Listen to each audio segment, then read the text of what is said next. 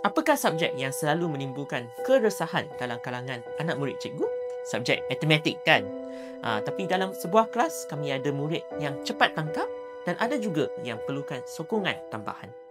Sebagai guru, bagaimana kita boleh mengajar murid dengan pelbagai jenis latar belakang? Bersama-sama dengan saya, Tian Sing, dalam kursus Memperkasa Numerasi dengan Pembelajaran Pelbagai Deria, kita akan menyelami cara untuk mengintegrasikan penggunaan deria secara berkesan dalam pembelajaran matematik bagi meningkatkan kefahaman dan ingatan murid di samping mempromosikan keseronokan pelajar dan meningkatkan kebolehan numerasi mereka.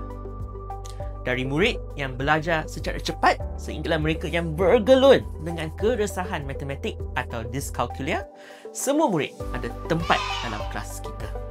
Dalam kursus ini, kita akan meneroka konsep pembelajaran pelbagai deria beserta strategi dan sumber yang boleh cikgu terus gunakan dalam kelas.